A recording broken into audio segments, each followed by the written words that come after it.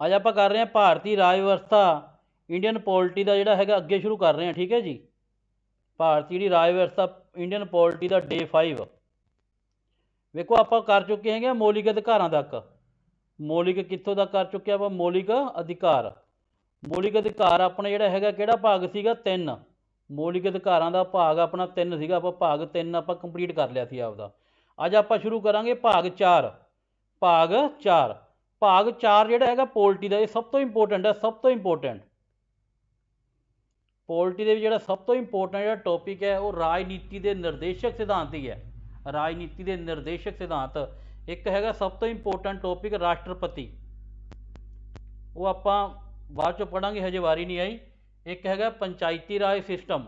ਇਹ 3-4 ਟੌਪਿਕ ਜਿਹੜੇ ਬਹੁਤ ਹੀ ਜ਼ਿਆਦਾ ਮੋਸਟ ਇੰਪੋਰਟੈਂਟ ਹੈ। ਰਾਜਨੀਤੀ ਦੇ ਨਿਰਦੇਸ਼ਕ ਜਿਹੜਾ ਸਿਧਾਂਤ ਹੈ ਇਹ ਵੈਰੀ ਵੈਰੀ ਇੰਪੋਰਟੈਂਟ ਟੌਪਿਕ ਦੇ ਵਿੱਚ ਆਉਂਦਾ। ਭਾਗ ਕਿਹੜਾ ਹੈਗਾ ਰਾਜਨੀਤੀ ਨਿਰਦੇਸ਼ਕ ਸਿਧਾਂਤ ਨੂੰ? 4। ਇਹ ਯਾਦ ਰੱਖਿਓ, ਜਿਹੜੇ ਰਾਜਨੀਤੀ ਦੇ ਨਿਰਦੇਸ਼ਕ ਜਿਹੜੇ ਸਿਧਾਂਤ ਹੈ ਇਹ ਭਾਗ ਕਿੰਨਵਾਂ ਹੈਗਾ? ਇਹਦਾ 4 ਹੈ। ਆਰਟੀਕਲ 36 ਤੋਂ 51 ਪਹਿਲਾਂ ਆਪਾਂ ਕਾਫੀ ਵਾਰ ਕਰ ਲਿਆ। ਜਿਹੜਾ ਰਾਜਨੀਤੀ ਨਿਰਦੇਸ਼ਕ ਸਿਧਾਂਤ ਹੈ ਉਹਦਾ ਭਾਗ 4 ਹੈ ਅਤੇ ਆਰਟੀਕਲ ਕਿੰਨਾ ਹੈਗਾ ਇਹਦਾ? 36 ਤੋਂ 51। ਵੇਖੋ ਹੁੰਦਾ ਕੀ ਹੈ, ਤੁਹਾਨੂੰ ਇਹਦੀ ਡੈਫੀਨੇਸ਼ਨ ਦੱਸੀ ਸੀ। ਰਾਜਨੀਤੀ, ਧਿਆਨ ਨਾਲ ਵੇਖੋ, ਇਹਦੇ ਵਿੱਚ ਨਾਮ 'ਚ ਲਿਖਿਆ ਹੋਇਆ ਹੈ ਰਾਜ। ਰਾਜ ਦਾ ਮੀਨਿੰਗ ਹੁੰਦਾ ਇੱਥੇ ਸਟੇਟ। ਇੱਥੇ ਸਟੇਟ ਦਾ ਮੀਨਿੰਗ ਆਪਣੀ ਪੰਜਾਬ ਜਾਂ ਹਰਿਆਣਾ ਸਰਕਾਰ ਨਹੀਂ ਹੈਗੀ। ਇੱਥੇ ਰਾਜ ਦਾ ਮੀਨਿੰਗ ਹੈ ਸਾਰੀਆਂ ਸਰਕਾਰਾਂ, ਚਾਹੇ ਉਹ ਸਟੇਟ ਗੌਰਮੈਂਟ ਹੈ, ਚਾਹੇ ਉਹ ਸੈਂਟਰ ਗੌਰਮੈਂਟ ਹੈ, ਚਾਹੇ ਤਾਂ ਇੰਡੀਅਨ ਗੌਰਮੈਂਟ ਹੈ ਤਾਂ ਵੀ ਰਾਜਨੀਤੀ। ਇਹ ਜਿਹੜਾ ਰਾਜ ਸ਼ਬਦ ਜਿਹੜਾ ਇੱਥੇ ਵਰਤਿਆ ਗਿਆ ਉਹ ਸਾਰੀਆਂ ਸਰਕਾਰਾਂ, ਚਾਹੇ ਤਾਂ ਸਟੇਟ ਪੰਜਾਬ, ਜਿਹੜੇ ਪੰਜਾਬ, ਹਰਿਆਣਾ, ਰਾਜਸਥਾਨ ਸਟੇਟ ਗੌਰਮੈਂਟ ਹੋ ਗਈ। ਇਹ ਰਾਜਨੀਤੀ ਦਾ ਮੀਨਿੰਗ ਸੈਂਟਰ ਗੌਰਮੈਂਟ ਵੀ ਇੱਥੇ ਰਾਜ, ਸੈਂਟਰ ਗੌਰਮੈਂਟ ਨੂੰ ਵੀ ਇਹ ਡਿਨੋਟ ਕਰ ਰਿਹਾ ਰਾਜ, ਸਟੇਟ ਸ਼ਬਦ। ਰਾਜਨੀਤੀ, ਨੀਤੀ ਦਾ ਮੀਨਿੰਗ ਹੁੰਦਾ ਸਿਧਾਂਤ। ਨੀਤੀ ਮੀਨਿੰਗ ਕੋਈ ਵੀ ਪਾਲਿਸੀਆਂ, ਕੋਈ ਵੀ ਕਾਨੂੰਨ, ਉਹ ਹੋ ਗਏ ਨੀਤੀ। ਯਾਨੀ ਕਿ ਕੋਈ ਵੀ ਰਾਜ, ਸਟੇਟ ਦੇ ਕੋਈ ਵੀ ਸਰਕਾਰ ਦਾ ਕੋਈ ਵੀ ਕਾਨੂੰਨ ਹੈਗੇ ਆ, ਸਿਧਾਂਤ ਹੈਗੇ ਆ ਦੇ ਨਿਰਦੇਸ਼ਕ। ਨਿਰਦੇਸ਼ਕ ਮੀਨਿੰਗ ਹੁੰਦਾ ਜਿਹੜੇ ਇਹਨੂੰ ਆਦੇਸ਼ ਦੇ ਰਹੇ ਹੈ। ਨਿਰਦੇਸ਼ਕ ਦਾ ਮੀਨਿੰਗ ਹੈ ਇਹਨਾਂ ਨੂੰ ਹੁਕਮ ਦਿੱਤਾ ਜਾਂਦਾ ਹੈ, ਆਦੇਸ਼ ਦਿੱਤਾ ਜਾਂਦਾ ਹੈ। ਯਾਨੀ ਕਿ ਇਹ ਕੀ ਗੱਲ ਕਰ ਰਿਹਾ ਵੀ ਇਹ ਰਾਜ ਸਰਕਾਰਾਂ ਅਤੇ ਸੈਂਟਰ ਸਰਕਾਰਾਂ ਨੂੰ ਇੱਕ ਆਦੇਸ਼ ਦੇ ਰਿਹਾ, ਹੁਕਮ ਦੇ ਰਿਹਾ। ਜਿਹੜਾ ਭਾਗ 4 ਹੈਗਾ ਇਹ ਰਾਜ ਸਰਕਾਰਾਂ ਅਤੇ ਸੈਂਟਰ ਗੌਰਮੈਂਟ ਨੂੰ ਕੀ ਕਰ ਰਿਹਾ? ਇੱਕ ਹੁਕਮ ਦੇ ਰਿਹਾ, ਆਦੇਸ਼ ਦੇ ਰਹੇ ਹੈਗੇ ਹੈ। ਜਦੋਂ ਵੀ ਜਿਹੜੀ ਵੀ ਤੁਸੀਂ ਪੋਲਿਸੀ ਬਣਾਉਣੀ ਹੈ, ਕੋਈ ਵੀ ਤੁਸੀਂ ਪੋਲਿਸੀ ਬਣਾਉਣੀ ਹੈ, ਕੋਈ ਕਾਨੂੰਨ ਬਣਾਉਣਾ ਹੈ, ਤਾਂ ਕੀ ਹੋਣਾ ਚਾਹੀਦਾ? ਉਹ ਲੋਕਾਂ ਦੇ ਹਿੱਤ ਵਿੱਚ ਹੋਣਾ ਚਾਹੀਦਾ। ਉਹ ਪਬਲਿਕ ਦੀ ਕੀ ਹੋਣਾ ਚਾਹੀਦਾ? ਪਬਲਿਕ ਦੇ ਹਿੱਤ ਵਿੱਚ ਹੋਣਾ ਚਾਹੀਦਾ। ਇਹਨੂੰ ਬੋਲਿਆ ਜਾਂਦਾ ਰਾਜਨੀਤੀ ਦੇ ਨਿਰਦੇਸ਼ਕ ਸਿਧਾਂਤ। ਠੀਕ ਹੈ। ਇਹ 'ਚ ਲਿਖਿਆ ਇਸ ਤਹਿਤ ਕੇਂਦਰ ਸਰਕਾਰ ਅਤੇ ਰਾਜ ਸਰਕਾਰ ਨੂੰ ਨਿਰਦੇਸ਼ ਦਿੱਤੇ ਗਏ ਹੈ। ਨਿਰਦੇਸ਼ ਦਾ ਮੀਨਿੰਗ ਹੈ ਹੁਕਮ ਦਿੱਤੇ ਗਏ ਹੈ। ਇਹ 'ਚ ਇੱਕ ਤਰ੍ਹਾਂ ਦੇ ਹੁਕਮ ਦੇਤੇ ਕੇਂਦਰ ਨੂੰ, ਸਟੇਟ ਨੂੰ। ਠੀਕ ਹੈ। ਵੀ ਜਨਤਾ ਦੇ ਸੰਬੰਧ ਵਿੱਚ ਕੋਈ ਵੀ ਕਾਨੂੰਨ ਬਣਾਉਣਾ ਹੋਵੇ, ਕੋਈ ਵੀ ਕਾਨੂੰਨ ਜਿਹੜਾ ਬਣ ਰਿਹਾ ਹੈਗਾ, ਵੇਖੋ ਕੋਈ ਕਾਨੂੰਨ ਬਣੂਗਾ ਲਾਗੂ ਤਾਂ ਜਨਤਾ 'ਤੇ ਹੋਣਾ ਨਾ ਸਾਰੀ 'ਤੇ। ਜਾਂ ਕੁਝ ਵੀ ਕਰਨਾ ਹੋਵੇ ਤਾਂ ਇਹਨਾਂ ਸਿਧਾਂਤਾਂ ਨੂੰ ਨਿਗਾਹ 'ਚ ਰੱਖਿਆ ਜਾਵੇ। ਤਾਂ ਇਹਨਾਂ ਸਿਧਾਂਤਾਂ ਨੂੰ ਕੀ ਕਰਨੀ ਹੈ? ਨਿਗਾਹ 'ਚ ਰੱਖਣਾ ਹੈ। ਅਤੇ ਜਿੰਨੇ ਵੀ ਇਹ 'ਚ ਸਿਧਾਂਤ ਹੈਗੇ ਹੈ ਇਹ ਸਾਰੇ ਕੀ ਹੈਗੇ? ਲੋਕ ਭਲਾਈ ਦੇ ਹੈ। ਇਹ ਕਹਿੰਦੇ ਵੀ ਜਦੋਂ ਵੀ ਤੁਸੀਂ ਕੋਈ ਪਾਲਿਸੀ ਬਣਾਉਣੀ ਹੈ, ਕੋਈ ਵੀ ਤੁਸੀਂ ਕਾਨੂੰਨ ਲਾਗੂ ਕਰਨਾ ਹੈ, ਤਾਂ ਅਸੀਂ ਤੁਹਾਨੂੰ ਦੱਸ ਰਹੇ ਹਾਂ ਕਿਹੜੇ ਕਿਹੜੇ ਸਿਧਾਂਤਾਂ ਨੂੰ, ਕਿਹੜੇ ਕਿਹੜੇ ਜਿਹੜੀ ਗੱਲਾਂ ਨੂੰ ਧਿਆਨ ਵਿੱਚ ਰੱਖਣਾ ਹੈ। ਉਹਨੂੰ ਬੋਲਿਆ ਜਾਂਦਾ ਰਾਜਨੀਤੀ ਦੇ ਨਿਰਦੇਸ਼ਕ ਸਿਧਾਂਤ। ਠੀਕ ਹੈ ਜੀ। ਇਹ ਆਪਾਂ ਵੇਖਿਆ ਸੀਗਾ ਵੀ ਕਿਹੜੇ ਦੇਸ਼ ਤੋਂ ਲਏ ਗਏ ਆ ਰਾਜਨੀਤੀ ਨਿਰਦੇਸ਼ਕ ਜਿਹੜੇ ਸਿਧਾਂਤ ਹੈ। ਇਹਦੀ ਜਿਹੜੀ ਧਾਰਨਾ ਕਿਹੜੇ ਦੇਸ਼ ਤੋਂ ਲਈ ਗਈ? ਈਰਿਸ਼, ਆਇਰਲੈਂਡ ਤੋਂ। ਆਪਾਂ ਪਹਿਲਾਂ ਹੀ ਕਰ ਚੁੱਕੇ ਹਾਂ। ਕਿਹੜੇ ਦੇਸ਼ ਤੋਂ ਲਈ ਗਈ ਹੈ? ਆਇਰਲੈਂਡ ਤੋਂ। ਆਹ ਵੈਰੀ ਵੈਰੀ ਇੰਪੋਰਟੈਂਟ ਹੈ, ਇਹ ਗੱਲ ਯਾਦ ਰੱਖਿਓ। ਰਾਜਨੀਤੀ ਦੇ ਜਿਹੜੇ ਨਿਰਦੇਸ਼ਕ ਨਾ, ਇੱਕ ਸਿਧਾਂਤ ਆਰਡਰ ਹੀ ਹੈ। ਇਹ ਸਿਰਫ ਕੀ ਹੈ? ਸਰਕਾਰ ਨੂੰ ਇੱਕ ਆਰਡਰ ਹੈ ਵੀ ਜਦੋਂ ਵੀ ਤੁਸੀਂ ਬਣਾਉਣਾ ਹੈ, ਜਦੋਂ ਸ਼ਬਦ ਯੂਜ਼ ਕੀਤਾ ਹੈ ਵੀ ਜਦੋਂ ਤੁਸੀਂ ਕੋਈ ਕਾਨੂੰਨ ਬਣਾਓਗੇ ਉਦੋਂ ਤੁਸੀਂ ਇਹਨਾਂ ਸਿਧਾਂਤਾਂ ਦੀ ਪਾਲਣਾ ਕਰਨੀ ਹੈ। ਜਦੋਂ ਮਰਜ਼ੀ ਬਣਾਓ, ਪਰ ਜਦੋਂ ਵੀ ਬਣਾਓਗੇ ਤਾਂ ਇਹਨਾਂ ਸਿਧਾਂਤਾਂ ਦੀ ਪਾਲਣਾ ਕਰਨੀ ਹੈਗੀ ਹੈ। ਇਹਨਾਂ ਜਿਹੜੇ ਅਸੀਂ ਲਿਖੇ ਹੈਗੇ ਹੈ ਉਹ ਲੋਕ ਭਲਾਈ ਦੇ ਹੱਕ ਵਿੱਚ ਹੋਣੇ ਚਾਹੀਦੇ ਹੈ। ਪਰ ਤਾਂਹੀਓ ਇਹ ਕੀ ਹੈ? ਨਿਆਂ ਸੰਗਤ ਨਹੀਂ ਹੈਗੇ। ਮੰਨ ਲਓ ਹੁਣ ਕੋਈ ਕਾਨੂੰਨ ਨਹੀਂ ਬਣਾਇਆ, ਸਪੋਜ਼ ਕਰੋ ਜਿਹੜਾ ਇਹਦੇ ਵਿੱਚ ਲਿਖਿਆ ਤਾਂ ਹੋਇਆ ਪਰ ਉਹ ਹਜੇ ਤੱਕ ਕਾਨੂੰਨ ਨਹੀਂ ਬਣਿਆ, ਤਾਂ ਆਪਾਂ ਉਹਨੂੰ ਮਜਬੂਰ ਨਹੀਂ ਕਰ ਸਕਦੇ ਵੀ ਤੇ ਬਣਾਓ। ਤਾਂ ਉਹਨੂੰ ਆਪਾਂ ਇਨਫੋਰਸਫੁਲੀ ਆਪਾਂ ਲਾਗੂ ਕਰਾਉਣ ਲਈ ਕੋਰਟ ਨਹੀਂ ਜਾ ਸਕਦੇ। ਇਹ ਲਿਖਿਆ ਵੀ ਜਿਹੜੇ ਰਾਜਨੀਤੀ ਨਿਰਦੇਸ਼ਕ ਸਿਧਾਂਤ ਹੈ ਇਹ ਨਿਆਂ ਸੰਗਤ ਨਹੀਂ। ਨਿਆਂ ਸੰਗਤ ਦਾ ਮੀਨਿੰਗ ਹੈ ਵੀ ਜੇਕਰ ਇਹਨਾਂ ਦੀ ਪਾਲਣਾ ਨਹੀਂ ਹੁੰਦੀ, ਜੇ ਕੋਈ ਸਰਕਾਰ ਹਜੇ ਕਾਨੂੰਨ ਨਹੀਂ ਬਣਾ ਰਹੀ ਰਾਜਨੀਤੀ ਦੇ ਨਿਰਦੇਸ਼ਕ ਸਿਧਾਂਤਾਂ ਦੇ ਅਨੁਸਾਰ, ਤਾਂ ਆਪਾਂ ਨੂੰ ਕੋਰਟ ਵਿੱਚ ਨਹੀਂ ਜਾ ਸਕਦੇ ਵੀ ਇਹਨੂੰ ਤਾਂ ਲਾਗੂ ਕਰੋ ਹੀ ਕਰੋ ਜੀ। ਜਦੋਂ ਕਾਨੂੰਨ ਹੀ ਨਹੀਂ ਬਣਿਆ ਤਾਂ ਲਾਗੂ ਕਿਵੇਂ ਕੀਤਾ ਜਾ ਸਕਦਾ? ਠੀਕ ਹੈ ਜੀ। ਇਹ ਨਿਆਂ ਸੰਗਤ ਨਹੀਂ ਹਨ। ਆਹ ਸਿਰਫ ਤੁਸੀਂ ਯਾਦ ਹੀ ਕਰਨਾ, ਇਹ 3 ਪ੍ਰਕਾਰ ਦੇ ਹੁੰਦੇ। ਇੱਕ ਤਾਂ ਗਾਂਧੀਵਾਦੀ ਹੁੰਦੇ ਆ, ਆਹ ਇਹਦੀ ਐਗਜ਼ਾਮਪਲ ਦਿੱਤੀ ਹੋਈ ਹੈ। 3 ਪ੍ਰਕਾਰ ਦੇ ਹੁੰਦੇ। ਇੱਕ ਗਾਂਧੀਵਾਦੀ, ਗਾਂਧੀਵਾਦੀ ਨੀਤੀ ਤੁਹਾਨੂੰ ਪਤਾ ਹੀ ਹੈ ਵੀ ਪੂਰੀ ਲੋਕਾਂ ਦੀ ਭਲਾਈ। ਗਾਂਧੀ ਜੀ ਕਹਿੰਦੇ ਸੀਗੇ ਵੀ ਜਿਹੜੀ ਮੰਨ ਲਓ ਵੀ ਐਡਮਿਨਿਸਟ੍ਰੇਸ਼ਨ ਹੈ, ਜਿਹੜਾ ਵੀ ਪ੍ਰਸ਼ਾਸਨ ਹੈਗਾ, ਉਹ ਲੋਅਰ ਲੈਵਲ 'ਤੇ ਲੋਕਾਂ ਦੇ ਹੱਥ ਵਿੱਚ ਹੋਣਾ ਚਾਹੀਦਾ। ਮੰਨ ਲਓ ਹੁਣ ਜਿਵੇਂ ਆਪਣੇ ਦੇਸ਼ ਦਾ ਮੁੱਖ ਮੰਤਰੀ, ਆਪਣੇ ਸਟੇਟ ਦਾ ਮੁੱਖ ਮੰਤਰੀ ਹੈ, ਗ੍ਰਹਿ ਮੰਤਰੀ ਹੈ, ਜਾਂ ਆਪਣੇ ਦੇਸ਼ ਦਾ ਪ੍ਰਧਾਨ ਮੰਤਰੀ ਹੈ, ਉਹ ਥੋੜ੍ਹਾ ਇੰਨੀ ਵੱਡੀ ਪਦਵੀ 'ਤੇ ਬੈਠੇ ਹੈ, ਉਹਨਾਂ ਨੂੰ ਹੋਰ ਬੜੇ ਕੰਮ ਆ, ਉਹ ਗਰਾਊਂਡ ਲੈਵਲ 'ਤੇ ਥੋੜ੍ਹਾ ਲੋਕਾਂ ਦੀਆਂ ਸਮੱਸਿਆਵਾਂ ਸਮਝਣ ਆਉਣਗੇ। ਗਰਾਊਂਡ ਲੈਵਲ 'ਤੇ ਤਾਂ ਆਉਣਗੇ ਨਹੀਂ ਨਾ। ਗਾਂਧੀ ਜੀ ਦਾ ਮੰਨਣਾ ਸੀਗਾ ਵੀ ਗਰਾਊਂਡ ਲੈਵਲ 'ਤੇ ਲੋਕਾਂ ਨੂੰ ਜਿਹੜੀਆਂ ਸਮੱਸਿਆਵਾਂ ਬਹੁਤ ਆਉਂਦੀਆਂ, ਇਸ ਕਰਕੇ ਉੱਥੇ ਕਿਹੜੀ ਸਰਕਾਰ ਹੋਣੀ ਚਾਹੀਦੀ ਹੈ? ਸਥਾਨਕ ਸਰਕਾਰ ਹੋਣੀ ਚਾਹੀਦੀ ਹੈ। ਸਥਾਨਕ ਮੀਨਿੰਗ ਲੋਕਲ ਲੈਵਲ ਦੀ। ਜਿਵੇਂ ਹੁਣ ਆਪਣੇ ਪਿੰਡਾਂ ਦੀ ਗੱਲ ਕਰੀਏ, ਪਿੰਡਾਂ ਵਿੱਚ ਪੰਚਾਇਤਾਂ ਹੁੰਦੀਆਂ, ਸਰਪੰਚ ਹੁੰਦੇ ਹੈ। ਉਵੇਂ ਜੇ ਆਪਾਂ ਸ਼ਹਿਰਾਂ ਦੀ ਗੱਲ ਕਰੀਏ, ਕੀ ਹੁੰਦੇ ਆ? MC ਹੁੰਦੇ ਆ। ਉਹਨਾਂ ਨੂੰ ਕਿਹੜੀ ਸਰਕਾਰ ਬੋਲਿਆ ਜਾਂਦਾ? Local government. ਉਹਨੂੰ ਕਿਹੜਾ ਸਿਧਾਂਤ ਹੈ ਇਹ? ਗਾਂਧੀਵਾਦੀ। ਵੀ ਜਿਹੜੀ ਲੋਅਰ ਲੈਵਲ ਜਿਹੜੀ ਗੌਰਮੈਂਟ ਹੈ, ਕਿਹੜੀ ਹੋਣੀ ਚਾਹੀਦੀ ਹੈ? ਲੋਕਲ। ਉਹਨੂੰ ਬੋਲਿਆ ਜਾਂਦਾ ਇਹ ਗਾਂਧੀਵਾਦੀ ਹੋਣੀ ਚਾਹੀਦੀ ਹੈ। ਗਾਂਧੀਵਾਦੀ ਮੀਨਿੰਗ, ਗਾਂਧੀਵਾਦੀ ਦਾ ਮੀਨਿੰਗ ਹੈ ਲੋਅਰ ਲੈਵਲ ਤੱਕ ਜਿਹੜੀ ਪਾਲਿਸੀ ਹੈਗੀ ਹੈ, ਕਾਨੂੰਨ ਹੈਗਾ, ਲਾਗੂ ਹੋਣਾ ਚਾਹੀਦਾ ਹੈ। ਉਹਨੂੰ ਵਧੀਆ ਤਰੀਕੇ ਨਾਲ ਲੋਕ ਭਲਾਈ ਲਈ ਲਾਗੂ ਕਰਵਾਉਣਾ ਚਾਹੀਦਾ ਹੈ। ਉਦਾਹਰਨ ਦੇ ਤੌਰ 'ਤੇ ਜਿਵੇਂ ਗ੍ਰਾਮ ਪੰਚਾਇਤਾਂ ਆ ਗਈਆਂ, ਉਹੀ ਤੁਹਾਨੂੰ ਦੱਸਤਾ, ਸਰਪੰਚ ਆ ਗਏ, ਆਪਣੇ MC ਆ ਗਏ। ਦੂਜਾ ਹੁੰਦਾ ਸਮਾਜਵਾਦੀ। ਸਮਾਜਵਾਦੀ ਦਾ ਮੀਨਿੰਗ ਹੈ ਵੀ ਸਾਰੇ ਸਮਾਜ ਵਿੱਚ ਇੱਕੋ ਜਿਹਾ ਕਾਨੂੰਨ ਹੋਣਾ ਚਾਹੀਦਾ। ਇਹ ਨਾ ਹੋਵੇ ਵੀ ਕਿਤੇ ਕਾਨੂੰਨ ਕਿਹੜਾ ਹੈ, ਕਿਤੇ ਕਾਨੂੰਨ ਕਿਹੜਾ ਹੈ। ਕਾਨੂੰਨ ਦੇ ਵਿੱਚ ਪਾਰਸ਼ੈਲਿਟੀ ਨਹੀਂ ਹੋਣੀ ਚਾਹੀਦੀ। ਸਮਾਜਵਾਦੀ ਦਾ ਮੀਨਿੰਗ ਹੈ ਇੱਕ ਤਾਂ ਸਾਰੇ ਸਮਾਜ ਵਿੱਚ ਸੇਮ ਕਾਨੂੰਨ। ਸਾਰੇ ਸਮਾਜ ਵਿੱਚ ਕਿਹੜਾ ਕਾਨੂੰਨ ਹੋਣਾ ਚਾਹੀਦਾ? ਸੇਮ। ਇਹਨੂੰ ਬੋਲਦੇ ਨੇ ਇੱਕ ਸਮਾਨ ਸਿਵਲ ਕੋਡ। ਇੱਕ ਸਮਾਨ ਯੂਨੀਫਾਰਮ ਸਿਵਲ ਕੋਡ ਬੋਲਿਆ ਜਾਂਦਾ, ਯੂਨੀਫਾਰਮ ਸਿਵਲ ਕੋਡ। ਉਦਾਰਵਾਦੀ। ਉਦਾਰਵਾਦੀ ਦਾ ਵੈਸੇ ਹੀ ਤੁਹਾਨੂੰ ਮੀਨਿੰਗ ਸਮਝ ਆ ਗਿਆ ਹੈ। ਉਦਾਰ ਮੀਨਿੰਗ ਕਿਸੇ ਦੀ ਭਲਾਈ ਕਰਨੀ, ਲਿਬਰਲ। ਉਦਾਰ ਦਾ ਮੀਨਿੰਗ ਹੁੰਦਾ ਦਇਆ ਦੀ ਭਾਵਨਾ। ਠੀਕ ਹੈ। ਉਦਾਰਵਾਦੀ ਦਾ ਮੀਨਿੰਗ ਇੱਥੇ ਕੀ ਬਣ ਰਿਹਾ ਹੈਗਾ ਵੀ ਇਕੱਲਾ ਮਨੁੱਖ ਆਪਣੇ ਬਾਰੇ ਨਹੀਂ ਸੋਚਣਾ। ਠੀਕ ਹੈ। ਵਾਤਾਵਰਨ ਬਾਰੇ ਵੀ ਸੋਚਣਾ ਹੈ ਵੀ ਮੰਨ ਲਓ ਪ੍ਰਦੂਸ਼ਣ ਨਹੀਂ ਕਰਨਾ। ਇਹ ਵੀ ਇੱਕ ਕੀ ਹੈਗਾ, ਜ਼ਰੂਰੀ ਹੈ। ਜੇ ਮੰਨ ਲਓ ਆਪਾਂ ਵਾਤਾਵਰਨ ਨੂੰ ਪ੍ਰਦੂਸ਼ਿਤ ਕਰ ਰਹੇ ਹਾਂ ਤਾਂ ਲੋਕਾਂ ਦਾ ਇੱਥੇ ਕੀ ਹੈਗਾ, ਜਿਉਣਾ, ਸਾਹ ਲੈਣਾ ਔਖਾ ਹੋ ਜਾਏਗਾ ਨਾ। ਇਹਨੂੰ ਬੋਲਿਆ ਜਾਂਦਾ ਉਦਾਰਵਾਦੀ। ਉਦਾਰਵਾਦ ਦਾ ਮੀਨਿੰਗ ਹੈ ਵੀ ਜਿਹੜਾ ਆਸ-ਪਾਸ ਹੈਗਾ ਜਾਂ ਆਪਣਾ ਜਿਹੜਾ ਸਮਾਜ ਹੈਗਾ, ਉਹਦੇ ਪ੍ਰਤੀ ਵੀ ਆਪਾਂ ਨੂੰ ਕੀ ਹੋਣੀ ਚਾਹੀਦੀ ਹੈ? ਉਦਾਰਤਾ ਹੋਣੀ ਚਾਹੀਦੀ ਹੈ। ਉਹਦੇ ਪ੍ਰਤੀ ਵੀ ਆਪਣੀ ਜਿਹੜੀ ਜ਼ਿੰਮੇਵਾਰੀ ਦੀ ਭਾਵਨਾ ਹੋਣੀ ਚਾਹੀਦੀ ਹੈ।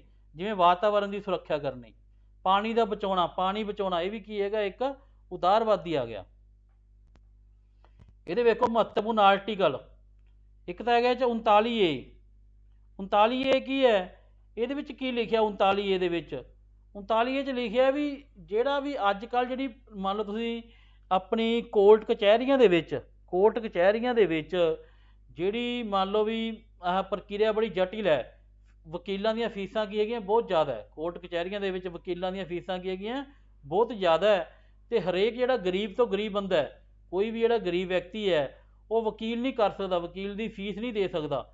ਤਾਂ ਫਿਰ ਉਹ ਕੀ ਕੀਤਾ ਹੋਇਆ, ਸੰਵਿਧਾਨ ਦੇ ਵਿੱਚ ਲਿਖਿਆ, ਆਪਣੇ ਰਾਜਨੀਤੀ ਦੇ ਨਿਰਦੇਸ਼ ਸਿਧਾਂਤਾਂ ਵਿੱਚ ਲਿਖਿਆ ਵੀ ਇੱਕੋ ਜਿਹੀ ਨਿਆਂ ਪ੍ਰਣਾਲੀ ਦੇਣ ਲਈ, ਗਰੀਬਾਂ ਨੂੰ ਵੀ ਇਨਸਾਫ ਦੇਣ ਲਈ, ਗਰੀਬਾਂ ਨੂੰ ਵੀ ਨਿਆਂ ਦੇ ਸਮਾਨ ਮੌਕੇ ਮਿਲਣ, ਤਾਂ ਉਹਨਾਂ ਨੂੰ ਮੁਫਤ ਕਾਨੂੰਨੀ ਸਹਾਇਤਾ ਪ੍ਰਦਾਨ ਕਰਵਾਈ ਜਾਣੀ ਚਾਹੀਦੀ ਹੈ। ਉਹਨਾਂ ਨੂੰ ਕੀ ਕੀਤਾ ਜਾਣਾ ਚਾਹੀਦਾ? ਮੁਫਤ ਕਾਨੂੰਨੀ ਸਹਾਇਤਾ ਪ੍ਰਦਾਨ ਕਰਵਾਈ ਜਾਣੀ ਚਾਹੀਦੀ ਹੈ। ਠੀਕ ਹੈ। ਅੱਗੇ ਆਰਟੀਕਲ 40 ਗ੍ਰਾਮ ਪੰਚਾਇਤਾਂ ਦਾ ਗਠਨ। ਵੈਸੇ ਗ੍ਰਾਮ ਪੰਚਾਇਤਾਂ ਦਾ ਗਠਨ ਵਾਲਾ ਆ ਗਿਆ, ਤੁਹਾਨੂੰ ਦੱਸਿਆ ਸੀ ਪੰਚਾਇਤੀ ਰਾਜ ਸਿਸਟਮ।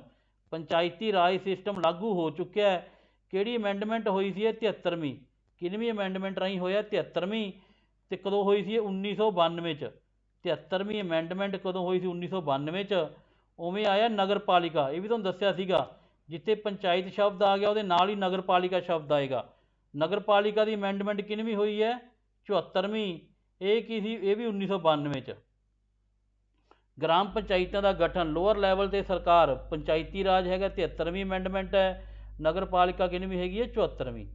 ਅੱਗੇ ਆ ਜਾਓ ਆਰਟੀਕਲ 43 ਕਾਮਿਆਂ ਦੇ ਜੀਵਨ ਪੱਧਰ ਨੂੰ ਉੱਚਾ ਚੱਕਣ ਲਈ ਸੰਬੰਧੀ ਕਦਮ ਚੁੱਕਣਾ।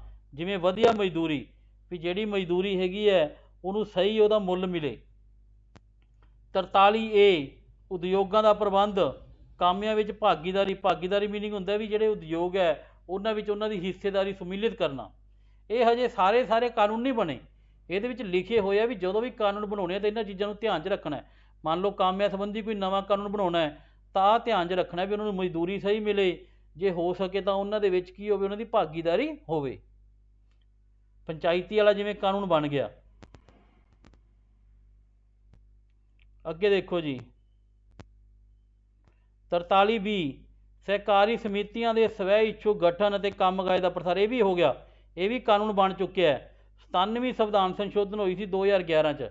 97ਵੀਂ ਸੰਵਿਧਾਨ ਸੰਸ਼ੋਧਨ 2011 ਚ ਹੋਈ ਸੀ।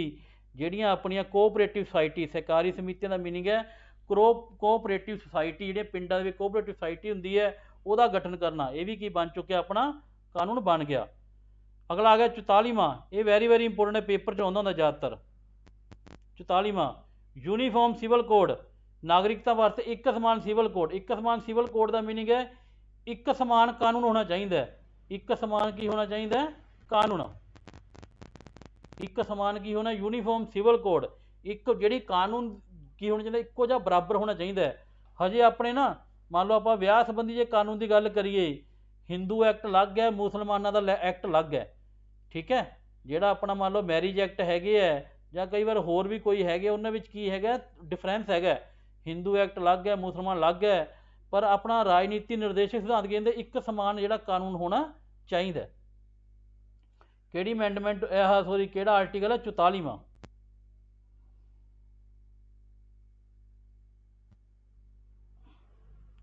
ਇੱਕ ਗੱਲ ਹੋਰ ਯਾਦ ਰੱਖਿਓ, ਜਿਹੜਾ ਆਰਟੀਕਲ 44ਵਾਂ ਹੈ ਇਹ ਤਾਂ ਹੈਗਾ ਸਮਾਨ, ਇਹ ਨਾ ਭੁਲੇਖਾ ਪਾਉਣ ਲਈ ਕਈ ਵਾਰੀ ਅਮੈਂਡਮੈਂਟ ਕਹਿ ਦਿੰਦੇ ਨੇ। 44ਵੀਂ ਅਮੈਂਡਮੈਂਟ ਕਿਹੜੀ ਹੈ, ਵੇਖੋ ਇਹ ਹੈਗਾ ਆਰਟੀਕਲ 44ਵਾਂ।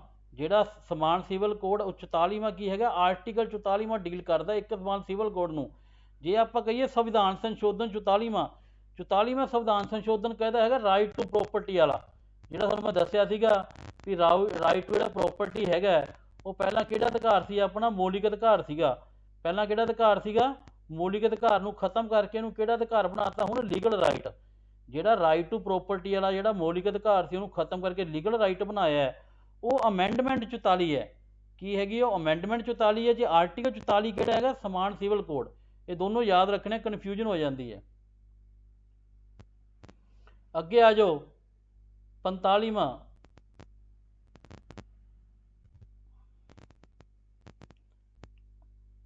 ਕੀ ਹੈ, ਬੱਚਿਆਂ ਲਈ ਮੁਫਤ ਅਤੇ ਜ਼ਰੂਰੀ ਸਿੱਖਿਆ।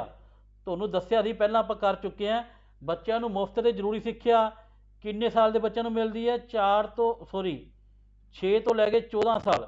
6 ਤੋਂ ਲੈ ਕੇ 14 ਸਾਲ ਤੱਕ ਦੇ ਬੱਚਿਆਂ ਨੂੰ ਕੀ ਮਿਲਦੀ ਹੈ, ਮੁਫਤ ਅਤੇ ਜ਼ਰੂਰੀ ਸਿੱਖਿਆ ਮਿਲਦੀ ਹੈ। ਇਹ ਆਪਣਾ ਮੌਲਿਕ ਅਧਿਕਾਰ ਵੀ ਹੈ ਅਤੇ ਮੌਲਿਕ ਕਰਤੱਵ ਵੀ ਹੈ, ਇਹ ਤੁਹਾਨੂੰ ਦੱਸਿਆ ਸੀਗਾ।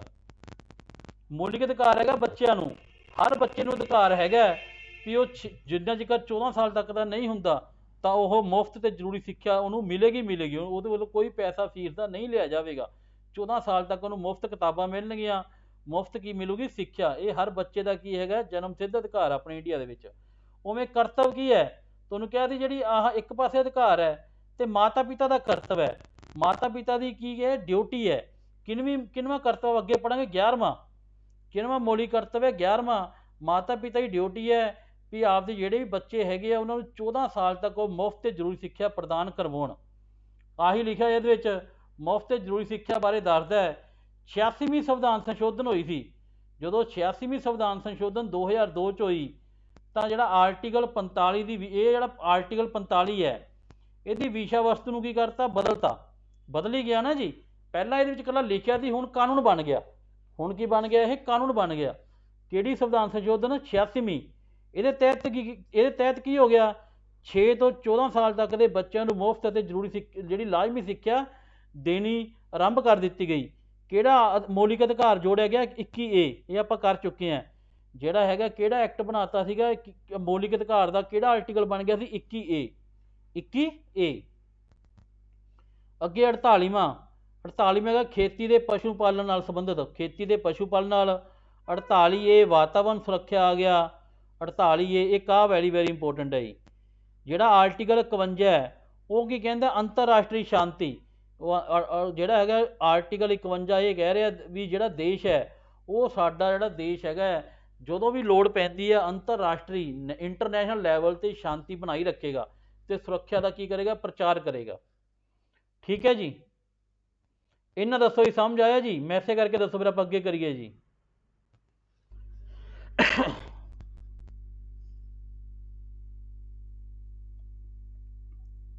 ਮੈਸੇਜ ਕਰਕੇ ਦੱਸੋ ਜੀ, ਸਮਝ ਆਇਆ ਕਿ ਨਹੀਂ ਆਇਆ ਜੀ?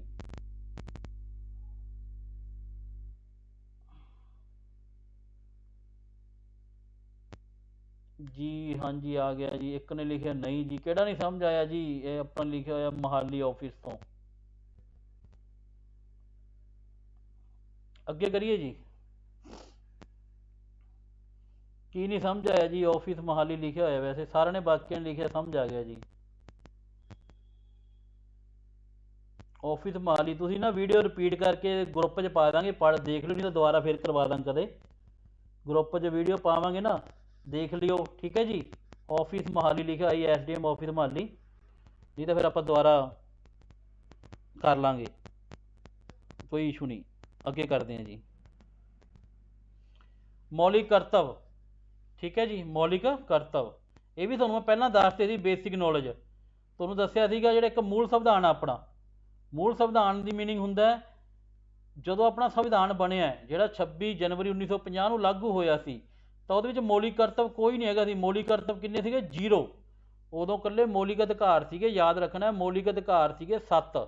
ਜਦੋਂ ਆਪਣਾ ਸੰਵਿਧਾਨ ਬਣਿਆ ਤਾਂ ਇਕੱਲੇ ਕਿਹੜੇ ਸੀਗੇ ਆਪਣੇ ਮੌਲਿਕ ਅਧਿਕਾਰ? ਉਹ ਵੀ ਕਿੰਨੇ ਸੀਗੇ? 7 ਸੀਗੇ। 7 ਵਿੱਚੋਂ ਇੱਕ ਸੀਗਾ ਰਾਈਟ ਟੂ ਪ੍ਰੋਪਰਟੀ, ਉਹਨੂੰ ਕੀ ਕਰਤਾ? ਖਤਮ ਕਰਤਾ। ਹੁਣ ਕਿੰਨੇ ਰਹਿ ਗਏ? 6 ਰਹਿ ਗਏ ਮੌਲਿਕ ਅਧਿਕਾਰ। ਜਦੋਂ ਆਪਣਾ ਮੂਲ ਸੰਵਿਧਾਨ ਬਣਿਆ ਤਾਂ ਮੌਲਿਕ ਕਰਤੱਵ, ਫੰਡਾਮੈਂਟਲ ਡਿਊਟੀ ਕਿੰਨੀਆਂ ਸੀਗੀਆਂ? 0 ਸੀਗੀਆਂ। ਤੇ ਜਦੋਂ ਮੰਨ ਲਓ 42ਵੀਂ ਅਮੈਂਡਮੈਂਟ ਹੋਈ, ਇਹ ਆਪਾਂ ਪਹਿਲਾਂ ਕਰ ਚੁੱਕੇ ਹਾਂ ਸਾਰਾ। 42ਵੀਂ ਜਦੋਂ ਅਮੈਂਡਮੈਂਟ ਹੋਈ ਤਾਂ ਕਿੰਨੇ ਮੌਲਿਕ ਅਧਿਕਾਰ ਜੋੜੇ ਗਏ? 10। 42ਵੀਂ ਅਮੈਂਡਮੈਂਟ ਦੇ ਵਿੱਚ ਕਿੰਨੇ ਮੌਲਿਕ ਅਧਿਕਾਰ ਜੋੜਤੇ? 10 ਜੋੜਤੇ। ਫਿਰ ਇੱਕ ਅਮੈਂਡਮੈਂਟ ਹੋਈ ਸੀ 86ਵੀਂ, ਆਪਾਂ ਹੁਣੇ ਕੀਤੀ ਹੈ, ਰਾਈਟ ਟੂ ਐਜੂਕੇਸ਼ਨ। 86ਵੀਂ ਅਮੈਂਡਮੈਂਟ ਹੋਈ 2002 'ਚ, ਉਦੋਂ ਇੱਕ ਮੌਲਿਕ ਕਰਤੱਵ ਹੋਰ ਜੋੜਤਾ। ਇੱਕ ਕਿਹੜਾ ਜੋੜਿਆ ਉਹਦੇ ਵਿੱਚ? ਕਿ ਹਰ ਮਾਤਾ ਪਿਤਾ ਦੀ ਡਿਊਟੀ ਹੈ ਵੀ ਉਹ 14 ਸਾਲ ਤੱਕ ਦੇ ਬੱਚਿਆਂ ਨੂੰ ਮੁਫਤ ਤੇ ਲਾਜ਼ਮੀ ਕੀ ਹੈ? ਸਿੱਖਿਆ ਪ੍ਰੋਵਾਈਡ ਕਰਵਾਵੇ। ਹੁਣ ਕਿੰਨੇ ਬਣ ਗਏ? ਹੁਣ ਇਸ ਟਾਈਮ ਕਿੰਨੇ ਬਣ ਗਏ? ਮੌਲਿਕ ਫੰਡਾਮੈਂਟਲ ਡਿਊਟੀ 11 ਸੌਰੀ, ਕਿੰਨੀਆਂ ਫੰਡਾਮੈਂਟਲ ਡਿਊਟੀ ਬਣ ਗਈਆਂ? 11। ਪੜ੍ਹੀਏ ਹੁਣ ਆਪਾਂ। ਇਹਦਾ ਭਾਗ ਕਿਹੜਾ? 4A ਪਹਿਲਾਂ ਕਰ ਲਿਆ ਆਪਾਂ। ਮੌਲਿਕ ਕਰਤੱਵ ਦਾ ਭਾਗ ਹੈਗਾ 4A। ਵੇਖੋ ਕੱਲਾ 4 ਹੈਗਾ ਰਾਜਨੀਤੀ ਦੇ ਨਿਰਦੇਸ਼ਕ ਸਿਧਾਂਤ। ਜੇ ਕੱਲਾ 4 ਆਵੇ, ਜੇ ਪੇਪਰ 'ਚ ਆਵੇ ਭਾਗ 4, ਤਾਂ ਫਿਰ ਉਹ ਕਾਹਦਾ? ਰਾਜਨੀਤੀ ਦੇ ਨਿਰਦੇਸ਼ਕ ਸਿਧਾਂਤ। ਇਹ ਯਾਦ ਰੱਖਣਾ। ਫਿਰ ਮੌਲਿਕ ਕਰਤੱਵ ਨਹੀਂ ਟਿਕ ਕਰਨਾ। ਜੇ ਕੱਲਾ 4 ਆ ਗਿਆ ਤਾਂ ਰਾਜਨੀਤੀ ਦੇ ਨਿਰਦੇਸ਼ਕ ਸਿਧਾਂਤ ਹੈ। ਜੇ 4A ਆ ਗਿਆ ਤਾਂ ਫਿਰ ਕੀ ਹੈ? ਫੰਡਾਮੈਂਟਲ ਡਿਊਟੀ ਦਾ, ਮੌਲਿਕ ਕਰਤੱਵ ਦਾ। ਠੀਕ ਹੈ ਜੀ। Article 51A। ਉਵੇਂ ਜੇ ਮੰਨ ਲਓ ਆਰਟੀਕਲ 36 ਤੋਂ 51 ਆ ਗਏ ਤਾਂ ਰਾਜਨੀਤੀ ਦੇ ਨਿਰਦੇਸ਼ਕ ਸਿਧਾਂਤ ਹੈ। ਜੇ ਕੱਲਾ ਆਰਟੀਕਲ 51 ਆ ਜੇ, ਕੱਲਾ ਆਰਟੀਕਲ 51 ਆ ਜੇ ਤਾਂ ਵੀ ਕੀ ਹੈ? ਰਾਜਨੀਤੀ ਦੇ ਨਿਰਦੇਸ਼ਕ ਸਿਧਾਂਤ ਵਿੱਚ ਹੈ। ਜੇ ਕੱਲਾ ਆਰਟੀਕਲ 51 ਆ ਗਿਆ ਤਾਂ ਉਹ ਕੀ ਮੰਨਿਆ ਜਾਊਗਾ? ਰਾਜਨੀਤੀ ਦਾ ਨਿਰਦੇਸ਼ਕ ਸਿਧਾਂਤ। ਪਰ ਜੇ 51 ਦੇ ਨਾਲ A ਆ ਗਿਆ, 51A ਲਿਖਿਆ ਆ ਗਿਆ, ਫਿਰ ਆਪਣਾ ਕਾਹਦਾ ਹੈਗਾ? ਮੌਲਿਕ ਕਰਤੱਵ। ਠੀਕ ਹੈ ਜੀ। ਇਹ ਡਿਫਰੈਂਸ ਯਾਦ ਰੱਖਿਓ। ਭੁਲੇਖਾ ਪਾਉਣ ਲਈ ਪੇਪਰ 'ਚ ਕਈ ਵਾਰੀ ਇੱਦਾਂ ਕੁਐਸਚਨ ਪੁੱਛ ਲੈਂਦੇ ਨੇ। ਇਹਨੂੰ ਆਪਾਂ ਨੂੰ ਕਨਸੈਪਟ ਯਾਦ ਹੋਣਾ, ਪਤਾ ਹੋਣਾ ਚਾਹੀਦਾ। ਸੰਵਿਧਾਨ ਵਿੱਚ 11 ਮੌਲਿਕ ਕਰਤੱਵ ਹੈ। ਹੁਣ ਕਿੰਨੇ ਮੌਲਿਕ ਕਰਤੱਵ ਹੈ? 11। ਕਿਹੜੇ ਕਿਹੜੇ ਆਪਾਂ ਉਹ ਪੜ੍ਹਦੇ ਹਾਂ। ਸਭ ਤੋਂ ਪਹਿਲਾਂ ਵੀ ਸੰਵਿਧਾਨ ਦੀ ਪਾਲਣਾ ਕਰਨਾ। ਸਭ ਤੋਂ ਪਹਿਲਾਂ ਤਾਂ ਕਿਹੜਾ ਹੈਗਾ? ਵੀ ਸੰਵਿਧਾਨ ਦੀ ਪਾਲਣਾ ਕਰਨਾ। ਜਿਹੜਾ ਸਾਡਾ ਰਾਸ਼ਟਰੀ ਝੰਡਾ ਹੈ, ਰਾਸ਼ਟਰੀ ਗਾਨ ਹੈ, ਰਾਸ਼ਟਰੀ ਗੀਤ ਹੈ, ਇਹਦਾ ਆਦਰ ਸਨਮਾਨ ਕਰਨਾ। ਦੇਖੋ ਸਭ ਤੋਂ ਪਹਿਲਾਂ ਤਾਂ ਸਾਨੂੰ ਦੇਸ਼ ਦੇ ਸੰਵਿਧਾਨ ਕੀ ਹੈ? ਸਰਵਉੱਚ ਹੈ। ਸੰਵਿਧਾਨ ਤੋਂ ਉੱਪਰ ਕੀ ਹੈ? ਦੇਸ਼ ਵਿੱਚ ਕੁਝ ਵੀ ਨਹੀਂ ਹੈਗਾ। ਸਭ ਤੋਂ ਪਹਿਲਾਂ ਹੀ ਕੀ ਹੋਣਾ ਚਾਹੀਦਾ? ਵੀ ਜਿਹੜਾ ਸਭ ਤੋਂ ਉੱਤਮ ਹੈਗਾ, ਜਿਹੜਾ ਸਭ ਤੋਂ ਪਹਿਲ ਨੰਬਰ 'ਤੇ ਹੈ, ਉਹਦਾ ਆਦਰ ਸਨਮਾਨ, ਜਿਹਦੇ ਨਾਲ ਦੇਸ਼ ਚੱਲਦਾ ਹੈ, ਉਹਦੀ ਕੀ ਕਰਨੀ? ਆਪਾਂ ਆਦਰ ਸਨਮਾਨ ਕਰਨਾ। ਠੀਕ ਹੈ ਜੀ। ਅੱਗੇ ਜੀ ਦੂਜਾ ਹੈਗਾ ਆਜ਼ਾਦੀ ਲਈ ਰਾਸ਼ਟਰੀ ਅੰਦੋਲਨ ਨੂੰ ਪ੍ਰੇਰਿਤ ਕਰਨ ਵਾਲੇ ਉੱਚ ਆਦਰਸ਼ਾਂ ਦੀ ਪਾਲਣਾ ਕਰਨਾ। ਮੰਨ ਲਓ ਆਜ਼ਾਦੀ ਲਈ ਜਿਹੜੇ ਰਾਸ਼ਟਰੀ ਅੰਦੋਲਨ ਹੋਏ ਹੈਗੇ ਹੈ, ਕੋਈ ਵੀ ਰਾਸ਼ਟਰੀ ਅੰਦੋਲਨ ਜਿਹੜਾ ਆਜ਼ਾਦੀ ਲਈ ਹੋਇਆ ਹੈਗਾ, ਠੀਕ ਹੈ, ਉਹ ਜਦੋਂ ਵੀ ਆਪਾਂ ਰਾਸ਼ਟਰੀ ਅੰਦੋਲਨ ਪੜ੍ਹਾਂਗੇ ਆਪਣੇ 'ਚ ਇੱਕ ਦੇਸ਼ ਭਗਤੀ ਦੀ ਭਾਵਨਾ ਪੈਦਾ ਹੁੰਦੀ ਹੈ। ਠੀਕ ਹੈ। ਉਹਨੂੰ ਕੀ ਹੈ? ਉਹ ਉੱਚ ਆਦਰਸ਼ ਹੈਗੇ, ਇੱਕ ਤਰ੍ਹਾਂ ਦੇ ਉੱਚ ਆਦਰਸ਼ ਹੈ। ਆਪਣੇ ਕੋਲ ਫੀਲਿੰਗ ਆਉਂਦੀ ਹੈ ਕੀ ਹੈਗੀ ਹੈ? ਵੀ ਰਾਸ਼ਟਰੀ ਜਿਹੜਾ ਹੈਗਾ ਅੰਦੋਲਨ ਜਿੰਨੇ ਵੀ ਹੋਏ ਹੈਗੇ ਹੈ, ਉਹਦੇ ਨਾਲ ਇੱਕ ਦੇਸ਼ ਭਗਤੀ, ਦੇਸ਼ ਭਾਵਨਾ ਜਿਹੜੀ ਵਿਕਾਸ ਜਿਹੜੀ ਭਾਵਨਾ ਪੈਦਾ ਹੁੰਦੀ ਹੈ, ਉਹਦਾ ਕੀ ਕਰਨਾ? ਉਹਨੂੰ ਪ੍ਰੇਰਿਤ ਕਰਨਾ। ਠੀਕ ਹੈ ਜੀ। ਭਾਰਤ ਦੀ ਪ੍ਰਭੂ ਸੱਤਾ, ਪ੍ਰਭੂ ਸੱਤਾ ਤੁਹਾਨੂੰ ਦੱਸਿਆ ਹੀ ਸੀਗਾ। ਸੋਵਰਨਿਟੀ ਹੁੰਦੀ ਹੈ ਫੈਸਲੇ ਲੈਣ ਦੀ ਸ਼ਕਤੀ, ਫੈਸਲੇ ਲੈਣ ਦੀ ਸ਼ਕਤੀ। ਵੀ ਕਿਸੇ ਉੱਤੇ ਇੰਡੀਪੈਂਡੈਂਟ ਹੁੰਦਾ, ਇਹਦਾ ਮੀਨਿੰਗ ਇੰਡੀਪੈਂਡੈਂਟ। ਇੰਡੀਪੈਂਡੈਂਟ ਮੀਨਿੰਗ ਹੁੰਦਾ ਵੀ ਕਿਸੇ ਉੱਤੇ ਨਿਰਭਰ ਨਾ ਹੋਣਾ, ਆਤਮ ਨਿਰਭਰ। ਇੰਡੀਪੈਂਡੈਂਟ ਸੋਵਰਨਿਟੀ ਮੀਨਿੰਗ ਹੁੰਦਾ ਕਿਸੇ ਉੱਪਰ ਵੀ ਨਿਰਭਰ ਨਾ ਹੋਣਾ, ਵੀ ਜਿਹੜਾ ਵਿਅਕਤੀ ਖੁਦ ਫੈਸਲੇ ਲੈ ਸਕੇ, ਜਿਹੜਾ ਖੁਦ ਆਪਦੇ ਫੈਸਲੇ ਆਪ ਕਰ ਸਕੇ। ਭਾਰਤ ਦੀ ਪ੍ਰਭੂ ਸੱਤਾ, ਏਕਤਾ ਭਾਈਚਾਰਾ, ਅਖੰਡਤਾ, ਉਹਨਾਂ ਵਿੱਚ ਜਿਹੜੀ ਹੈਗੀ ਆਪਸੀ ਇਮਾਨਦਾਰੀ, ਉਹਨਾਂ 'ਚ ਭਾਈਚਾਰੇ ਦੀ, ਸਹਿਚਾਰਤਾ ਦੀ ਭਾਵਨਾ ਹੋਣੀ ਚਾਹੀਦੀ ਹੈ, ਉਹ ਬਣਾਈ ਰੱਖਣਾ। ਜਿਹੜੇ ਦੇਸ਼ ਦੇ ਲੋਕਾਂ ਵਿੱਚ ਤੇ ਭਾਰਤ ਦੀ ਪ੍ਰਤੀ ਹੈਗੀ ਹੈ ਪ੍ਰਭੂ ਸੱਤਾ, ਏਕਤਾ, ਅਖੰਡਤਾ, ਭਾਈਚਾਰੇ ਦੀ, ਸਹਿਚਾਰਤਾ ਦੀ, ਠੀਕ ਹੈ, ਈਮਾਨਦਾਰੀ ਦੀ, ਇਹ ਭਾਵਨਾ ਨੂੰ ਕੀ ਰੱਖਣਾ ਹੈਗਾ ਆਪਾਂ ਬਣਾਈ ਰੱਖਣਾ। ਅਗਲਾ ਆ ਗਿਆ ਦੇਸ਼ ਦੀ ਰੱਖਿਆ ਕਰੇ, ਦੇਸ਼ ਦੀ ਰੱਖਿਆ ਕਰਨੀ, ਲੋੜ ਪੈਣ ਤੇ ਰਾਸ਼ਟਰ ਦੀ ਸੇਵਾ ਕਰਨੀ। ਦੇਸ਼ ਦੀ ਰੱਖਿਆ ਤੇ ਲੋੜ ਪੈਣ ਤੇ ਰਾਸ਼ਟਰੀ ਸੇਵਾ ਤਾਂ ਵੈਸੇ ਹੀ ਬਹੁਤ ਜ਼ਰੂਰੀ ਹੈ। ਭਾਰਤ ਦੇ ਲੋਕਾਂ ਵਿਚਕਾਰ ਸਦਭਾਵਨਾ, ਭਾਈਚਾਰੇ ਦੀ ਭਾਵਨਾ, ਹਾਰਮਨੀ ਐਂਡ ਬ੍ਰਦਰਹੁੱਡ, ਭਾਈਚਾਰੇ ਦੀ ਭਾਵਨਾ, ਸਦਭਾਵਨਾ, ਅਖੰਡਤਾ, ਇਹ ਸਾਰੀ ਚੀਜ਼ਾਂ ਇੱਕੋ ਹੀ ਹੈ, ਠੀਕ ਹੈ ਜੀ, ਇੰਟਰ ਰਿਲੇਟਡ ਇੱਕ ਦੂਜੇ ਨਾਲ। ਇਹ ਖੁਸ਼ਹਾਲ ਸੱਭਿਆਚਾਰ ਦੀ ਅਮੀਰ ਵਿਰਾਸਤ ਦਾ ਮਹੱਤਵ ਸਮਝਣਾ। ਜਿਹੜਾ ਖੁਸ਼ਹਾਲ ਸੱਭਿਆਚਾਰ ਹੈ ਉਹਦੀ ਅਮੀਰ ਵਿਰਾਸਤ, ਜਿਹੜਾ ਆਪਣਾ ਵੇਖੋ ਸੱਭਿਆਚਾਰ ਬੜਾ ਵਿਸ਼ਾਲ ਹੈ। ਵਿਸ਼ਾਲ ਕਿਉਂ ਕਿਹਾ ਜਾਂਦਾ ਹੈ? ਕਿਉਂਕਿ ਭਾਰਤ ਵਿੱਚ ਵੇਖੋ ਕਿੰਨੇ ਧਰਮਾਂ ਦੇ ਲੋਕ ਰਹਿੰਦੇ ਆ, ਬਹੁਤ ਹੀ ਜ਼ਿਆਦਾ ਧਰਮ ਹੈਗੇ ਆ, ਠੀਕ ਹੈ। ਹਰੇਕ 22 ਭਾਸ਼ਾਵਾਂ ਜਿਨ੍ਹਾਂ ਨੂੰ ਮਾਨਤਾ ਮਿਲ ਚੁੱਕੀ ਹੈ। ਹਜੇ ਹੋਰ ਬਹੁਤ ਭਾਸ਼ਾਵਾਂ ਇਹੋ ਜਿਹੀਆਂ ਬੋਲੀ ਜਾਂਦੀਆਂ ਜਿਹਨੂੰ ਹਜੇ ਮਾਨਤਾ ਨਹੀਂ ਮਿਲੀਆਂ, ਮਾਨਤਾ ਨਹੀਂ ਮਿਲੀ ਫਿਰ ਵੀ ਬੋਲੀ ਜਾਂਦੀ ਹੈ, ਠੀਕ ਹੈ ਜੀ। ਜੇ ਆਪਾਂ ਥੋੜ੍ਹਾ ਜਿਹਾ ਚੇਂਜ ਕਰੀਏ ਪੰਜਾਬ ਤੋਂ, ਵੈਸੇ ਤੁਸੀਂ ਇਕੱਲੇ ਪੰਜਾਬ ਦੀ ਗੱਲ ਹੀ ਕਰ ਲਓ, ਪੰਜਾਬ ਦੇ ਵਿੱਚ ਹੀ ਆਪਾਂ ਹੁਣ ਕਰਕੇ ਹਟੀਆਂ ਵੀ ਜਿਹੜੀਆਂ ਪੰਜਾਬੀ ਦੀਆਂ 4 ਉਪਭਾਸ਼ਾ। ਉਪਭਾਸ਼ਾ ਦਾ ਮੀਨਿੰਗ ਹੈ ਵੀ ਜਿਹੜੀ ਪੂਰੇ ਪੰਜਾਬ 'ਚ ਇੱਕੋ ਨਾਲ ਦੀ ਪੰਜਾਬੀ ਨਹੀਂ ਬੋਲੀ ਜਾਂਦੀ, ਪੂਰੇ ਪੰਜਾਬ ਦੇ ਵਿੱਚ ਵੀ ਇੱਕੋ ਤਰ੍ਹਾਂ ਦੀ ਪੰਜਾਬੀ ਨਹੀਂ ਬੋਲੀ ਜਾ ਰਹੀ, ਠੀਕ ਹੈ। ਅਲੱਗ-ਅਲੱਗ ਕੀ ਹੈਗੀ ਹੈ, ਉਹਨਾਂ ਦਾ ਫਰਕ ਹੈਗਾ, ਆਪਣੇ ਵਿੱਚ ਕੀ ਪਾਈ ਜਾਂਦੀ ਹੈ, ਵਿਭਿੰਨਤਾ ਪਾਈ ਜਾਂਦੀ ਹੈ। ਤਾਂ ਹੀ ਆਪਣਾ ਜਿਹੜਾ ਸੱਭਿਆਚਾਰ ਬੜਾ ਖੁਸ਼ਹਾਲ ਹੈ, ਕਿਉਂਕਿ ਇਹ ਸਾਰੀਆਂ ਹੀ ਜੇ ਮੰਨ ਲਓ ਇੰਨੀਆਂ ਜਾਤਾਂ ਹੋ ਗਈਆਂ, ਇੰਨੀਆਂ ਭਾਸ਼ਾਵਾਂ, ਰੰਗ ਭੇਦ ਹੋ ਗਏ, ਉਹਨਾਂ ਸਾਰਿਆਂ ਨੂੰ ਕੀ ਕਰੀ ਖੜਾ, ਵਿਰਸੇ ਨੂੰ ਸੰਭਾਲੀ ਖੜਾ। ਕਹਿੰਦੇ ਖੁਸ਼ਹਾਲ ਜਿਹੜਾ ਸੱਭਿਆਚਾਰ ਹੈ, ਖੁਸ਼ਹਾਲ ਸੱਭਿਆਚਾਰ ਦੀ ਅਮੀਰ ਵਿਰਾਸਤ ਦਾ ਮਹੱਤਵ ਸਮਝਣਾ ਅਤੇ ਰੱਖਿਆ ਕਰਨਾ। ਅੱਗੇ ਆ ਗਿਆ ਪ੍ਰਕਿਰਤਿਕ ਵਾਤਾਵਰਨ ਦੀ ਰੱਖਿਆ, ਪ੍ਰਕਿਰਤਿਕ ਵਾਤਾਵਰਨ ਦੀ ਰੱਖਿਆ ਅਤੇ ਸੁਧਾਰ ਕਰਨਾ।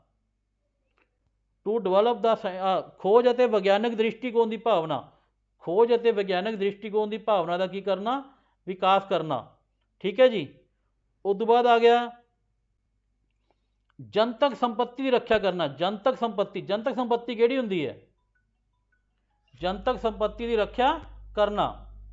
ਜਨਤਕ ਸੰਪत्ति ਕਿਹੜੀ ਹੋਏਗੀ ਜੀ? ਵੇਖੋ ਇੱਕ ਹੁੰਦੀ ਹੈ ਪ੍ਰਾਈਵੇਟ, ਪ੍ਰਾਈਵੇਟ ਹਰ ਬੰਦੇ ਦੀ ਆਪਦੀ ਹੁੰਦੀ ਹੈ, ਪ੍ਰਾਈਵੇਟ ਹੋ ਗਈ ਹਰ ਵਿਅਕਤੀ ਦੀ ਜਿਹੜੀ ਆਪਦੀ ਪ੍ਰੋਪਰਟੀ ਹੈ ਉਹ ਕੀ ਹੋ ਗਈ, ਪ੍ਰਾਈਵੇਟ ਪ੍ਰੋਪਰਟੀ, ਠੀਕ ਹੈ ਜੀ। ਜਨਤਕ ਹੋ ਗਈ ਜਿਵੇਂ ਰੇਲਵੇ ਹੈ, ਰੇਲਵੇ ਆਪਣੀ ਪ੍ਰੋਪਰਟੀ ਨਾ ਸਰਕਾਰ ਦੀ ਹੈ, ਹੁੰਦੀ ਉਹ ਵੀ ਜਨਤਾ ਦੀ ਹੈ। ਸਰਕਾਰ ਦੀ ਸਾਰੀ ਪ੍ਰੋਪਰਟੀ ਕਿਹਦੀ ਹੁੰਦੀ ਹੈ? ਜਨਤਾ ਦੀ ਹੁੰਦੀ ਹੈ। ਉਹਨੂੰ ਤਾਂਹੀਓ ਬੋਲਿਆ ਜਾਂਦਾ ਜਨਤਕ ਪ੍ਰੋਪਰਟੀ, ਠੀਕ ਹੈ ਜੀ। ਜਿਹਦੇ ਉੱਤੇ ਕੰਟਰੋਲ ਕਿਹਦਾ ਹੋਵੇ? ਸਰਕਾਰ ਦਾ ਹੋਵੇ। ਜਿਵੇਂ ਰੇਲਵੇ ਹੋ ਗਏ, ਬੈਂਕ ਹੋ ਗਏ, ਇਸ ਤਰ੍ਹਾਂ ਜਿਹੜੀ ਵੀ ਪ੍ਰੋਪਰਟੀ ਕਾਹਦੀ ਹੈਗੀ ਹੈ, ਇਹ ਪਾਰਕ ਵਗੈਰਾ ਹੋ ਗਏ, ਇਹਨੂੰ ਕੀ ਬੋਲਿਆ ਜਾਂਦਾ ਹੈਗਾ? ਜਨਤਕ ਪ੍ਰੋਪਰਟੀ। ਉਹਦਾ ਕੀ ਕਰਨਾ? ਉਹਦੀ ਰੱਖਿਆ ਕਰਨਾ। ਅੱਗੇ ਜੀ ਵਿਅਕਤੀਗਤ ਅਤੇ ਸਮੂਹਿਕ ਗਤੀਵਿਧੀਆਂ ਦੇ ਸਰਵਸ਼੍ਰੇਸ਼ਟ ਖੇਤਰ ਵੱਲ ਵਧਣ ਦੀ ਕੋਸ਼ਿਸ਼ ਕਰਨਾ। ਵਿਅਕਤੀਗਤ ਅਤੇ ਸਮੂਹਿਕ ਗਤੀਵਿਧੀਆਂ ਦੇ ਸਰਵਸ਼੍ਰੇਸ਼ਟ, ਸਰਵਸ਼੍ਰੇਸ਼ਟ ਹੁੰਦਾ ਸਭ ਤੋਂ ਉੱਤਮ, ਠੀਕ ਹੈ। ਸਭ ਤੋਂ ਜਿਹੜਾ ਉੱਤਮ ਜਿਹੜਾ ਖੇਤਰ ਹੈਗਾ, ਕਲੈਕਟਿਵ ਐਕਟੀਵਿਟੀਜ਼ ਦਾ ਜਿਹੜਾ ਖੇਤਰ ਹੈਗਾ, ਜਿਹੜਾ ਆਪਣੇ ਮੰਨ ਲਓ ਸਮਾਜ ਦੇ ਵਿਕਾਸ ਲਈ ਜ਼ਰੂਰੀ ਹੈ। ਕੋਈ ਵੀ ਖੇਤਰ ਹੈ ਜਿਹੜਾ ਸਮਾਜ ਦੇ ਵਿਕਾਸ ਲਈ, ਚਾਹੇ ਉਹ ਵਿਅਕਤੀਗਤ ਤੌਰ 'ਤੇ ਹੋਵੇ, ਸਮੂਹਿਕ ਦਾ ਮੀਨਿੰਗ ਹੁੰਦਾ ਇਕੱਠੇ ਹੋ ਕੇ, ਕਾਫੀ ਜਣੇ ਦੇ ਗਰੁੱਪ ਦੇ ਨਾਲ, ਜਿਹੜਾ ਸਮਾਜ ਦੇ ਵਿਕਾਸ ਲਈ ਕੋਈ ਵੀ ਗਤੀਵਿਧੀਆਂ ਜਿਹੜੀਆਂ ਸਮਾਜ ਦੇ ਵਿਕਾਸ ਵਿੱਚ ਹੈਗੇ ਮਹੱਤਵਪੂਰਨ ਹਿੱਸਾ ਪਾਉਂਦੀਆਂ, ਉਹਦੇ ਵੱਲ ਵਧਣ ਦੀ ਕੀ ਕਰਨਾ? ਕੋਸ਼ਿਸ਼ ਕਰਨਾ, ਉਹਨਾਂ ਦੀ ਡਿਵੈਲਪਮੈਂਟ ਕਰਨਾ। ਅੱਜ ਆਪਾਂ 11ਵਾਂ ਕਰ ਹੀ ਲਿਆ ਵੀ ਹਰੇਕ ਮਾਤਾ ਪਿਤਾ ਦੀ ਡਿਊਟੀ ਹੈਗੀ ਹੈ ਵੀ 6 ਤੋਂ 14 ਸਾਲ ਤੱਕ ਦੇ ਬੱਚਿਆਂ ਨੂੰ ਮੁਫਤ ਅਤੇ ਜ਼ਰੂਰੀ ਸਿੱਖਿਆ ਪ੍ਰਦਾਨ ਕਰਵਾਵੇ। ਇਹ ਮਾਤਾ ਪਿਤਾ ਦੀ ਡਿਊਟੀ ਹੈ। ਕਿੰਨੀਆਂ ਡਿਊਟੀ ਹੋ ਗਈਆਂ ਵੇਖੋ? 11। ਅਤੇ ਬੱਚਿਆਂ ਦਾ ਕੀ ਹੈ? ਇਹ ਅਧਿਕਾਰ ਹੈ।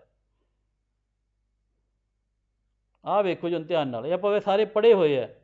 ਮੂਲ ਸੰਵਿਧਾਨ ਵਿੱਚ ਮੌਲਿਕ ਅਧਿਕਾਰ ਸ਼ਾਮਲ ਨਹੀਂ ਸਨ। ਮੂਲ ਜਿਹੜਾ ਆਪਣਾ ਸੰਵਿਧਾਨ ਹੈ, ਉਦੋਂ ਤੁਹਾਨੂੰ ਦੱਸਿਆ ਵੀ ਜਿਹੜੇ ਹੈਗੇ ਮੌਲਿਕ ਅਧਿਕਾਰ ਕਿੰਨੇ ਸੀਗੇ? 0 ਸੀ, ਕੋਈ ਸ਼ਾਮਲ ਨਹੀਂ ਕੀਤਾ ਗਿਆ। ਐਮਰਜੈਂਸੀ, ਜਦੋਂ ਐਮਰਜੈਂਸੀ ਲੱਗੀ 1975 'ਚ, ਤੁਹਾਨੂੰ ਯਾਦ ਆਮ ਸੁਣਿਆ ਹੋਣਾ, 1975 ਵਿੱਚ ਕੀ ਲੱਗੀ ਸੀ? ਨੈਸ਼ਨਲ ਐਮਰਜੈਂਸੀ 75-77 ਵਿੱਚ ਲੱਗੀ ਸੀ। ਇਸ ਦੌਰਾਨ ਕੀ ਮਹਿਸੂਸ ਹੋਇਆ? ਇਸ ਦੌਰਾਨ ਵੇਖੋ ਮਹਿਸੂਸ ਇਹ ਹੋਇਆ ਵੀ ਲੋਕਾਂ ਨੂੰ ਇਕੱਲੇ ਮੌਲਿਕ ਅਧਿਕਾਰ ਦਿੱਤੇ ਹੋਏ ਹੈ, ਅਤੇ ਲੋਕਾਂ ਨੂੰ ਕੀ ਹੋਣਾ ਚਾਹੀਦਾ? ਜਿਹੜੀ ਜਨਤਾ ਹੈ ਉਹ ਮੌਲਿਕ ਅਧਿਕਾਰ ਤਾਂ ਵਰਤੀ ਜਾਂਦੇ ਹੈ, ਪਰੰਤੂ ਉਹਨਾਂ ਦੇ ਦੇਸ਼ ਪ੍ਰਤੀ ਕੋਈ ਉਹਦੀ ਜ਼ਿੰਮੇਵਾਰੀਆਂ ਫਿਕਸ ਕਰ ਦਈਏ ਵੀ ਜ਼ਿੰਮੇਵਾਰੀਆਂ ਵੀ ਕੀ ਹੋਣੀ ਚਾਹੀਦੀਆਂ, ਉਹਨਾਂ ਨੂੰ ਪਤਾ ਹੋਣੀ ਚਾਹੀਦਾ ਵੀ ਸਾਡੀਆਂ ਆਹ ਜ਼ਿੰਮੇਵਾਰੀਆਂ ਬਹੁਤ ਹੀ ਜ਼ਰੂਰੀ ਹੈ, ਠੀਕ ਹੈ ਜੀ। ਇਸ ਲਈ ਉਦੋਂ ਕੀ ਕੀਤਾ ਗਿਆ? ਸਰਦਾਰ ਸਵਰਨ ਸਿੰਘ ਦੀ ਕਮੇਟੀ, ਸਰਦਾਰ ਸਵਰਨ ਸਿੰਘ ਦੀ ਪ੍ਰਧਾਨਗੀ 'ਚ ਕੀ ਬਣਾਈ ਗਈ? ਕਮੇਟੀ। ਇਹ ਯਾਦ ਰੱਖਿਓ, ਜਿਹੜੇ ਮੌਲਿਕ ਜਿਹੜੇ ਕਰਤੱਵ ਹੈ ਉਹ ਕਿਹਦੀ ਕਮੇਟੀ ਦੀ ਸਿਫਾਰਿਸ਼ 'ਤੇ ਬਣੇ ਹੈ? ਸਰਦਾਰ ਸਵਰਨ ਸਿੰਘ ਕਮੇਟੀ, ਸਰਦਾਰ ਸਵਰਨ ਸਿੰਘ ਕਮੇਟੀ ਬਣੀ ਸੀਗੀ। ਸਰਦਾਰ ਸਵਰਨ ਸਿੰਘ ਸਮਿਤੀ ਬੋਲ ਦਿੰਦੇ ਨੇ, ਕਮੇਟੀ ਬਣੀ ਸੀਗੀ, ठीक है। ਉਹਦੀਆਂ ਸਿਫਾਰਸ਼ਾਂ ਦੇ ਆਧਾਰ 'ਤੇ ਕੀ ਬਣੇ ਸੀ, ਮੌਲਿਕ ਕਰਤੱਵ ਦੀ ਪ੍ਰਧਾਨਗੀ ਵਿੱਚ ਬਣਾਈ ਕਮੇਟੀ ਦੀ ਸਿਫਾਰਿਸ਼ 'ਤੇ ਆਪਾਂ ਕਰ ਹੀ ਲਿਆ। ਕਿੰਨਵੀਂ ਅਮੈਂਡਮੈਂਟ ਹੋਈ ਸੀ ਇਹ, 42ਵੀਂ। ਹੋਈ ਕਦੋਂ ਸੀ, 1976 'ਚ। 42ਵੀਂ ਸੰਵਿਧਾਨ ਸੰਸ਼ੋਧਨ ਹੋਇਆ 1976 ਵਿੱਚ। ਤਾਂ ਕਿੰਨੇ ਮੌਲਿਕ ਅਧਿਕਾਰ ਜੋੜੇ ਗਏ, 10 ਮੌਲਿਕ ਅਧਿਕਾਰ ਉਦੋਂ ਜੋੜੇ ਗਏ। ਅਤੇ 86ਵੀਂ ਸੰਵਿਧਾਨ ਸੰਸ਼ੋਧਨ ਹੋਇਆ, 86ਵਾਂ ਕਦੋਂ ਹੋਇਆ, 2002 'ਚ। ਤਾਂ 11ਵਾਂ ਜਿਹੜਾ ਹੈਗਾ ਮੌਲਿਕ ਕਰਤੱਵ, 11ਵਾਂ ਮੌਲਿਕ ਕਰਤੱਵ ਕਿਹੜਾ ਸੀਗਾ, 6 ਤੋਂ ਲੈ ਕੇ 14 ਸਾਲ ਤੱਕ ਦੇ ਬੱਚਿਆਂ ਨੂੰ ਮੁਫਤ ਅਤੇ ਜ਼ਰੂਰੀ ਸਿੱਖਿਆ ਪ੍ਰਦਾਨ ਕਰਵਾਉਣਾ ਮਾਤਾ ਪਿਤਾ ਦੀ ਕੀ ਹੈ, ਡਿਊਟੀ ਹੈ, ਉਦੋਂ ਜੋੜਿਆ ਗਿਆ। ਠੀਕ ਹੈ ਜੀ। ਇਹ ਮੌਲਿਕ ਕਰਤੱਵ ਕੀ ਹੈ, ਭਾਰਤੀਆਂ ਲਈ ਹੈ, ਵਿਦੇਸ਼ੀਆਂ ਲਈ ਤੇ ਨਹੀਂ ਲਾਗੂ ਹੁੰਦੇ, ਨਿਆਂ ਸੰਗਤ ਨਹੀਂ। ਆ ਵੀ ਯਾਦ ਰੱਖਿਓ।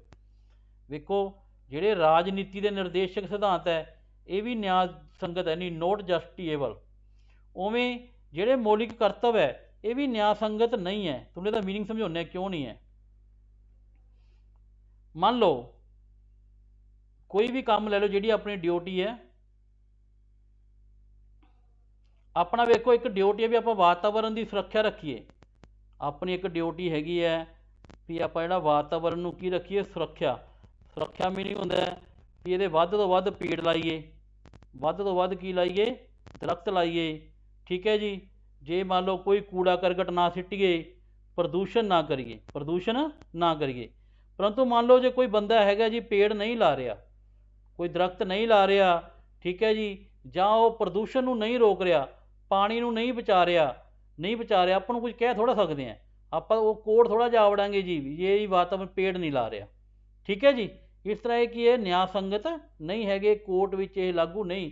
ਇਹ ਮਜਬੂਰ ਨਹੀਂ ਕਿਸੇ ਨੂੰ ਕੀਤਾ ਜਾ ਸਕਦਾ ਵੀ ਤੂੰ ਆਹ ਡਿਊਟੀ ਨਿਭਾ ਹੀ ਨਿਭਾ। ਕਿਸੇ ਨੂੰ ਡਿਊਟੀ ਨਿਭਾਉਣ ਲਈ ਮਜਬੂਰ ਨਹੀਂ ਕੀਤਾ ਜਾ ਸਕਦਾ।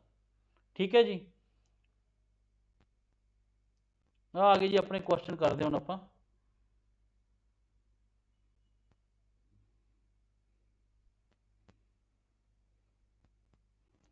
ਮੂਲ ਸੰਵਿਧਾਨ ਵਿੱਚ ਨਾਗਰਿਕਾਂ ਨੂੰ ਕਿੰਨੇ ਮੌਲਿਕ ਕਰਤੱਵ ਪ੍ਰਾਪਤ ਸੀਗੇ।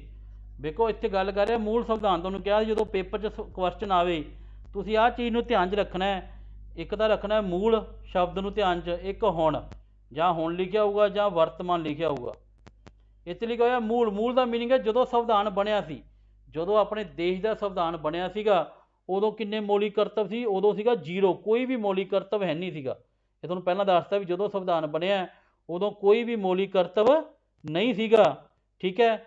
42ਵੀਂ ਅਮੈਂਡਮੈਂਟ ਹੋਈ ਤਾਂ 10 ਮੌਲਿਕ ਕਰਤੱਵ ਆ ਗਏ। ਇੱਕ ਹੋਈ ਸੀ ਅਮੈਂਡਮੈਂਟ 86ਵੀਂ, ਇੱਕ ਮੌਲਿਕ ਕਰਤੱਵ ਹੋਰ ਆ ਗਿਆ। ਕਿੰਨੇ ਹੋ ਗਏ ਸੀਗੇ, 11। ਹੁਣ ਕਿੰਨੇ ਹੈ, ਹੁਣ 11 ਹੈ, ਪਰ ਸਟਾਰਟਿੰਗ ਤੇ 0 ਸੀ। 0 ਇਹ 'ਚ ਵੀ ਹੈ ਨਹੀਂ, ਇਹ 'ਚ ਵੀ।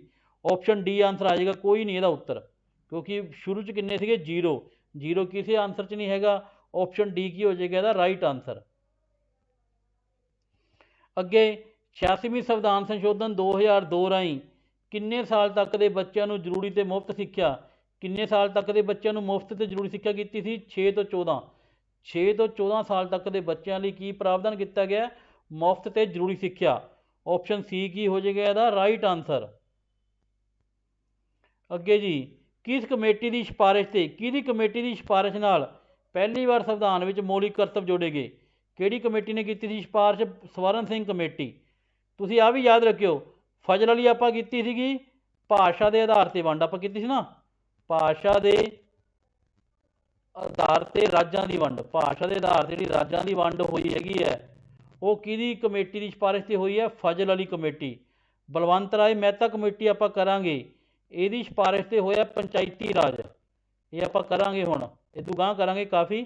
ਫਜ਼ਲ ਵਾਲੀ ਦੀ ਯਾਦ ਆਪਾਂ ਕੀਤਾ ਸੀਗਾ, ਭਾਸ਼ਾ ਦੇ ਆਧਾਰ 'ਤੇ ਰਾਜਾਂ ਦੀ ਵੰਡ ਹੋਈ ਹੈ। ਬਲਵੰਤ ਰਾਏ ਮਹਿਤਾ ਕਮੇਟੀ ਨੇ ਕੀ ਕੀਤਾ ਸੀ, ਪੰਚਾਇਤੀ ਰਾਜ ਜਿਹੜਾ ਸਿਸਟਮ ਲਾਗੂ ਹੋਇਆ 73ਵੀਂ ਅਮੈਂਡਮੈਂਟ 1992 ਦੇ ਵਿੱਚ। ਠੀਕ ਹੈ। ਉਹ ਕਿਹਦੀ ਸਿਫਾਰਿਸ਼ 'ਤੇ ਹੋਈ ਹੈ, ਬਲਵੰਤ ਰਾਏ ਮਹਿਤਾ ਕਮੇਟੀ। ਸਵਰਨ ਸਿੰਘ ਕਮੇਟੀ ਦੀ ਜਿਹੜੀ ਹੈਗੀ ਸਿਫਾਰਿਸ਼, ਉਹਦੇ ਅਨੁਸਾਰ ਕੀ ਹੋਇਆ, ਮੌਲਿਕ ਕਰਤੱਵ ਜੋੜੇ ਗਏ ਹੈ। ਕੇਸ਼ਵਾਨੰਦ ਭਾਰਤੀ ਇੱਕ ਕੇਸ ਹੋਇਆ, ਕੋਰਟ ਕੇਸ ਹੋਇਆ। ਇਹ ਕਮੇਟੀ ਹੈ ਨਹੀਂ ਸੀ, ਕੋਰਟ ਕੇਸ ਹੋਇਆ ਸੁਪਰੀਮ ਕੋਰਟ ਦੇ ਵਿੱਚ। ਇਹ 'ਚ ਕੀ ਕਿਹਾ ਗਿਆ ਸੀਗਾ ਵੀ ਜਿਹੜਾ ਪ੍ਰਸਤਾਵਨਾ ਹੈ, ਜਿਹੜਾ ਆਪਣਾ ਪ੍ਰੀਐਂਬਲ ਹੈ, ਜਿਹੜਾ ਆਪਣੇ ਸੰਵਿਧਾਨ ਦਾ ਜਿਹੜਾ ਪ੍ਰੀਐਂਬਲ ਹੈ, ਪ੍ਰਸਤਾਵਨਾ ਹੈ, ਇਹ ਕੀ ਹੈ, ਸੰਵਿਧਾਨ ਦਾ ਇੱਕ ਜ਼ਰੂਰੀ ਹਿੱਸਾ ਹੈ। ਇਹ ਕੀ ਇੱਕ ਸੰਵਿਧਾਨ ਦਾ ਜ਼ਰੂਰੀ ਹਿੱਸਾ ਹੈ। ਠੀਕ ਹੈ ਜੀ। ਇਹ ਇੱਦਾਂ ਯਾਦ ਰੱਖਿਓ, ਨਾਲ ਰਿਵੀਜ਼ਨ ਕਰੀ ਜਾਇਆ ਕਰੋ। ਜਦੋਂ ਵੀ ਕੁਝ ਆਏਗਾ ਨਾ ਸਾਰੇ ਯਾਦ ਰੱਖੋਗੇ। ਫੈਕਟ ਤਾਂ ਰਿਵੀਜ਼ਨ ਹੁੰਦੀ ਰਹਿੰਦੀ ਹੈ, ਨਾਲ ਜਲਦੀ ਯਾਦ ਹੋਏਗਾ। ਇੱਕ ਆਹ ਬਹੁਤ ਇੰਪੋਰਟੈਂਟ ਹੈ, ਕਿਹੜੇ ਸੰਵਿਧਾਨ ਨੂੰ ਮਿੰਨੀ ਸੰਵਿਧਾਨ ਕਿਹਾ ਜਾਂਦਾ ਹੈ। ਵੇਖੋ ਕਿਹੜੀ ਅਮੈਂਡਮੈਂਟ ਹੈ, ਕਿਹੜਾ ਸੰਵਿਧਾਨ ਸੰਸ਼ੋਧਨ ਹੋਇਆ ਹੈ, ਕਿਹੜੀ ਅਮੈਂਡਮੈਂਟ ਹੈਗੀ ਹੈ ਜਿਹਨੂੰ ਮਿੰਨੀ ਸੰਵਿਧਾਨ ਕਿਹਾ ਜਾਂਦਾ ਹੈ।